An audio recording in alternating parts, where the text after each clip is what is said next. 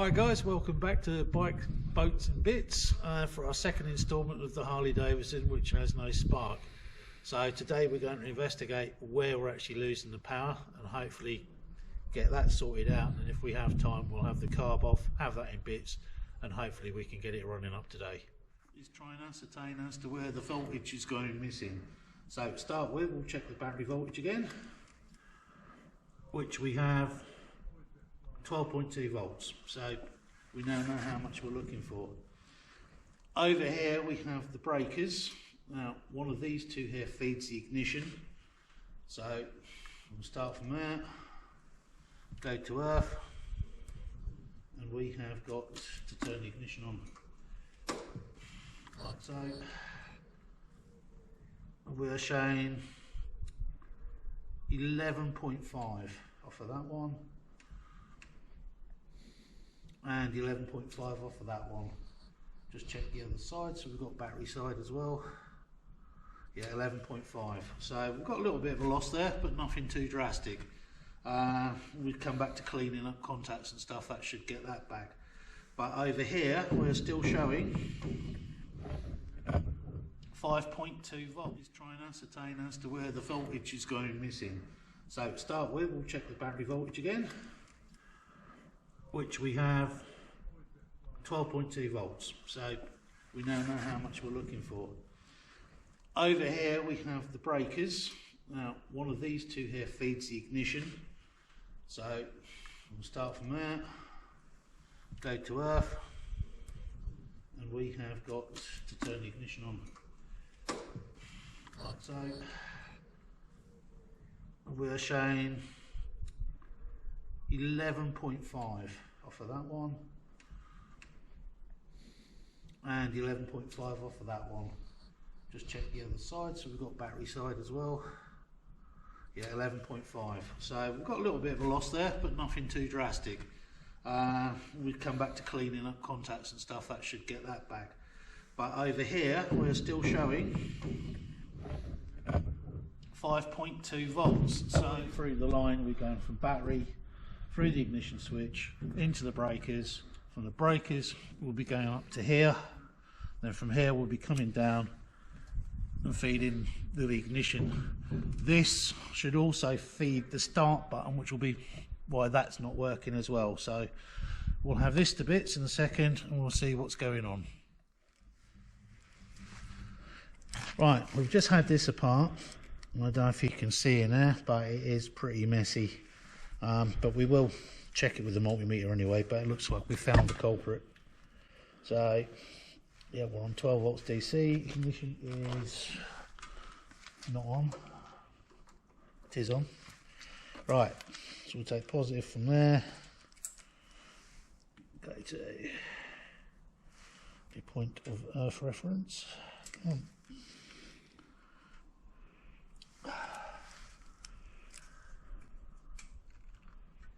Nothing.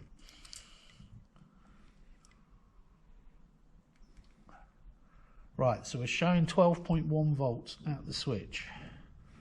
Now the other side of it, we are showing 12 volts. So that's interesting. So, I don't know if you can see in there, but we have two wires going roughly to one terminal. So I'm guessing one of these is not actually connected very well. But we'll just try and get this meter back on here. A better stab. Nothing off of there. Come on.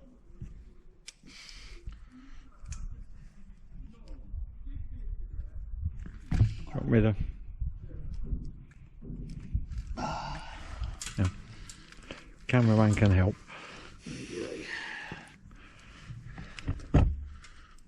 Right. Yeah, this is a very, very bad connection. Getting a max of 3.5 volts there.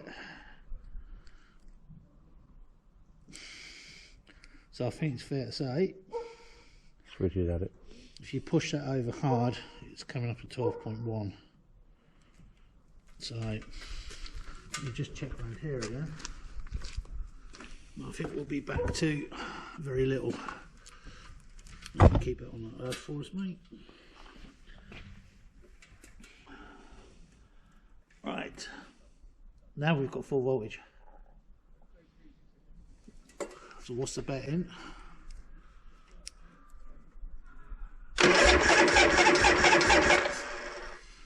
So that is the problem.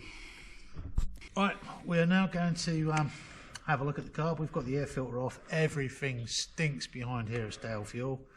So it looks like we can get this float chamber off without actually removing the carb, which could be good because I don't think I've got an Allen key long enough to go through there an Imperial. So having mostly a metric fuel kit, toolkit. So yeah, this is what we're going to do. We'll take this off, we'll give it a good clean out, and we'll show you what it looks like when we get it off.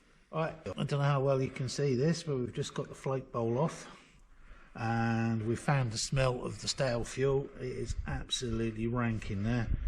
So we'll get this off properly, we'll give it a good clean out, pop the jets out, give them a clean, and with a bit of luck, because the fuel in the tank smells quite fresh, so with a bit of luck we will be up and running very shortly.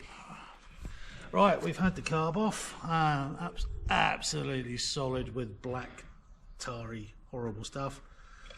That's back together at the moment. We've just shot some fresh fuel in, which is good, and hopefully, yeah, we've got a little bit of an overflow issue which we'll sort out at another time, but for the moment we'll just have a go and see if she'll start.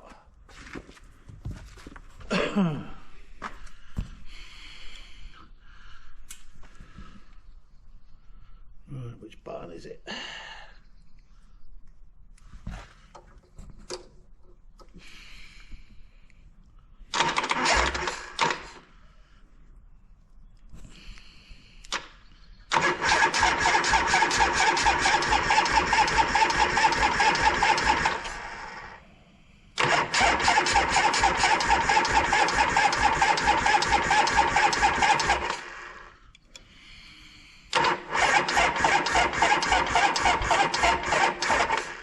No. Just get the battery charger over here. It's got 30 amp boost. Okay, so the battery is a bit low, so we've had to put a boost charger on it. We'll see what that gives us.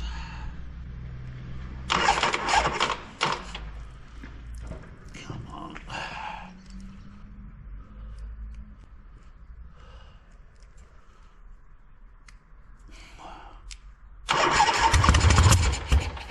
Really? Kick him over.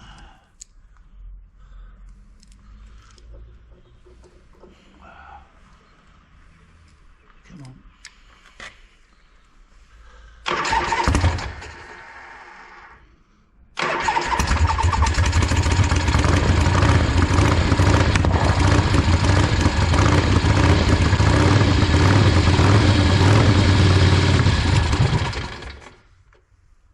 Okay.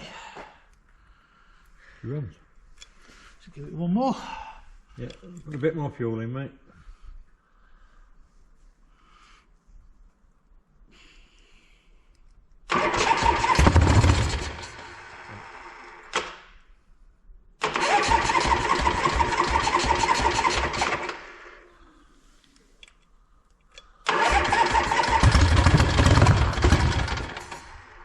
You got a timing issue then. What do you think? Yeah. Right, I think on that note, we'll call it a day. Yeah, you got a timing issue there. Timing's not set right. Yeah. So there we have it. Flames out the back of the carb is probably a good place to stop, being as we've got fuel dropping about all over the place. So we know it runs. Flames out the exhaust as well, be fair. Flames out the exhaust as well, apparently. So yeah, so we'll leave it there for now, and I think we're going to have a look at the timing and a few other bits. And yeah, welcome to instalment 3, hopefully next week. See you later.